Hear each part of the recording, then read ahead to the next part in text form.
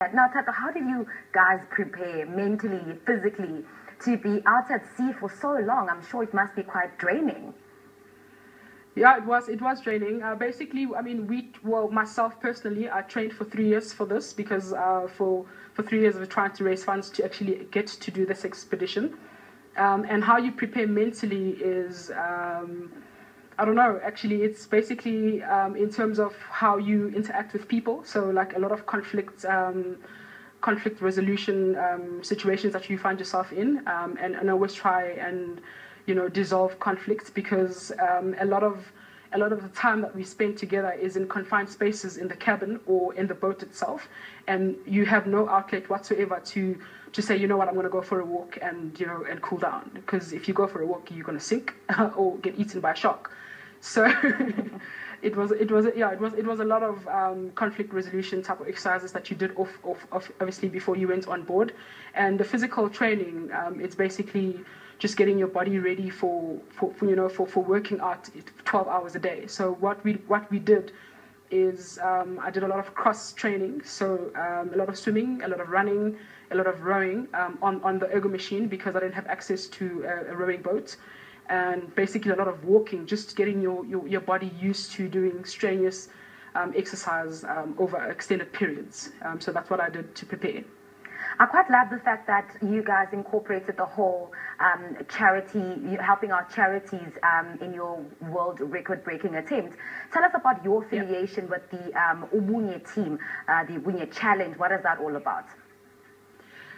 Basically, this is our group that actually contributes towards charities. So we are affiliated with 2 charities, 3 now, because the latest one I included with my expedition now.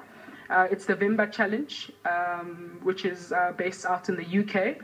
And then we have the Angus Gillis Foundation, but they're now called the Ubunye Foundation. They focus on early childhood development, and they're based in Grahamstown in the Eastern Cape. And then lastly, the third charity is Bulamahlo Orphanage, which is an orphanage in Tembisa where I grew up. So that's who we're affiliated with.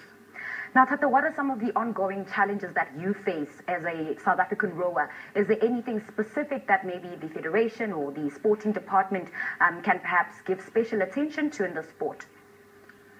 I think a lot of funding. Just on the record, I retired from rowing in 2006. So I'm no longer an active rower in terms of rowing for the country or anything like that. I don't even belong to any clubs. This expedition was a separate expedition altogether. But I just wanted to get that on the record. Just in terms of challenges, though, that I faced when I was rowing for South Africa is basically just funding. Rowing it's quite an expensive sport. You need the equipment itself is quite expensive. Coaching in South Africa is quite expensive. So if you want to do well and you want to excel, beyond your international peers, you really need attention from a personal coach, and there's not enough. So funding. I think funding and awareness about the sport. I mean, in 2012 we won a gold medal at the Olympics. I mean, not me personally, but our country won a gold medal, which was our first gold medal actually at Olympics. So I think government should really focus on really contributing to sports like that, to uplift the sport, because it's not really a spectator sport. I think that's why there's not attention around the sport, but it's really, really awesome, and the people train really hard to get where they get to. So lots of funding. Thank you so much, Thato. What a phenomenal guest you were tonight. That is Thato Mabelane. We look forward to hearing some great stuff about her as she continues, helping out as she is behind the scenes, but still making sure that she continues making a name for herself. We're going to take a quick break, but we'll be back.